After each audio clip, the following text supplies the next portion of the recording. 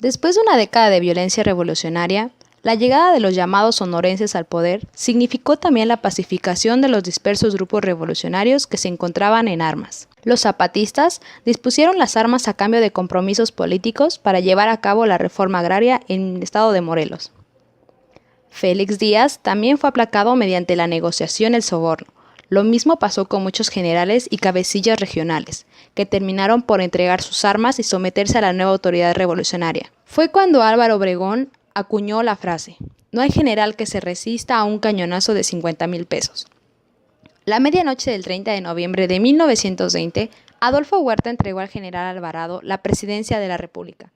Con la llegada de Obregón al poder, se pretendió dar por terminada la lucha armada revolucionaria y se anunció la entrada a una nueva era que dirigía la reconstrucción y el progreso del país.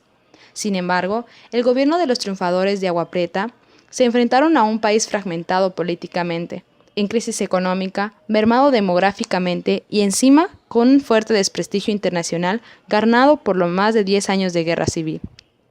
A grandes rasgos, la política del general Alvarado Obregón, durante los 4 años de su mandato, estuvo dirigida por 2 objetivos fundamentales: las negociaciones con el exterior y sobre todo con Estados Unidos de América. El plan de reforma agraria que tenía Obregón convivía con las necesidades de distribución y restitución de tierras, el crédito agrícola y la modernización de los cultivos. El Estado debía de jugar un papel central de asesoría, apoyo y rectoría para que a largo plazo la reforma agraria diera sus frutos en una sociedad rural organizada por pequeños propietarios agrícolas. El conflicto entre la Iglesia y el Estado dio lugar a la Guerra Cristera, en donde el arzobispo criticó los artículos de la Constitución mexicana en el periódico Universal que afectaban a la Iglesia. El culto se suspendió el día 31 de julio en el país, y este hecho marcó un inicio de una violenta lucha que duró 3 años. El fin de la era de los caudillos y el comienzo del partido oficial. Sucedió en los últimos años de la década de 1920, principios de 1930, el Maximato, con Plutarco Elías Calles. Después de la muerte de Álvaro Obregón, hubo un desequilibrio en la vida política del país. Calles propuso la creación de un partido que juntara a todos los revolucionarios del país, para que diera continuidad a la obra de la Revolución Mexicana. 1 de diciembre de 1928, lanzó el manifiesto que proponía la creación del Partido Nacional Revolucionario, futuro espacio de la familia revolucionaria. Emilio Portes Gil, presidente provisional por 14 meses, fue nombrado por las cámaras. Tuvo que enfrentar una serie de problemas como el reparto horario, el conflicto religioso, la rebelión escobarista, la campaña electoral de Vasconcelos y el poder político del general Calles. Él se dedicó a resolver los problemas de las masas trabajadoras, con ayuda de Marte Gómez y por gobernadores como Lázaro Cárdenas. Era considerado uno de los más fervientes agraristas, y por eso se encontró la mayor diferencia con el jefe Máximo. Durante sus procesos, México y la radiodifusora del Buen Tono fue el nuevo medio de comunicación inmediato y tuvo un gran éxito. En 1930, La Voz de la América Latina desde México se convirtió en fábrica de los nuevos ídolos populares. Solo el 5 de febrero de 1930 al 2 de septiembre de 1932 duró el ingeniero Ortiz Rubio en la presidencia del país. El mismo día que tomó posesión fue víctima de atentado por la élite revolucionaria. La principal consigna de Ortiz Rubio fue la reconstrucción nacional. El gobierno revolucionario asumió abiertamente una posición conciliadora con todos los grupos sociales. Todavía en esas fechas, miles de campesinos sin tierras hacían de la reforma agraria uno de los asuntos de mayor urgencia.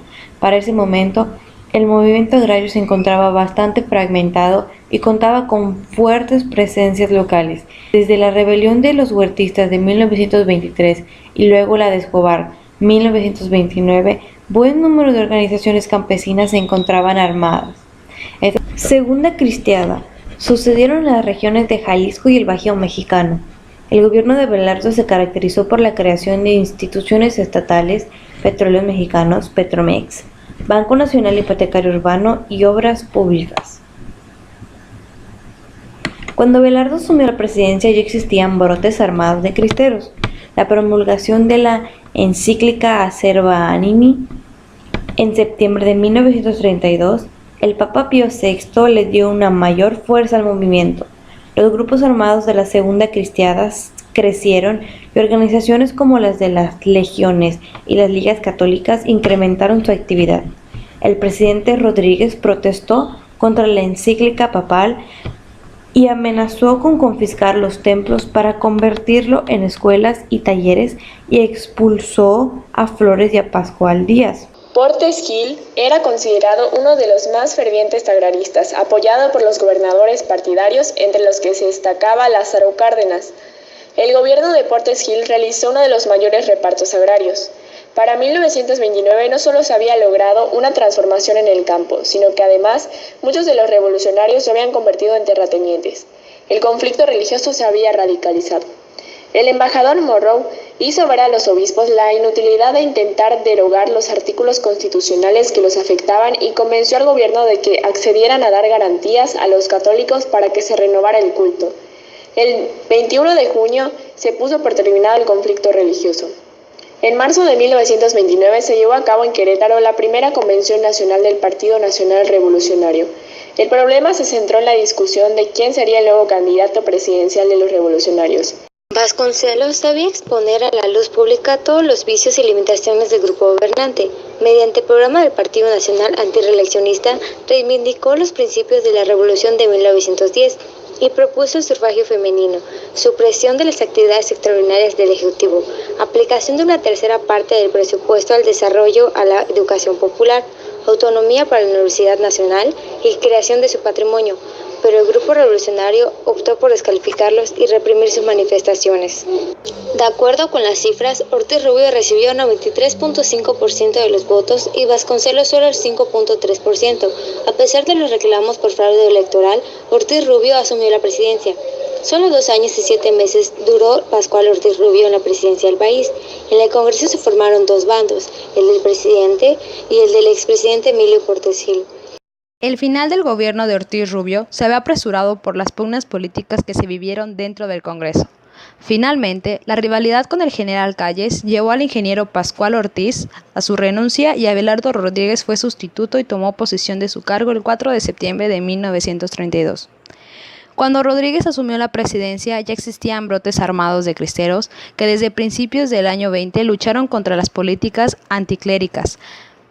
El Papa Pío VI hizo un llamado a los católicos mexicanos para que se organizaran contra el gobierno a través de la movilización social pacífica.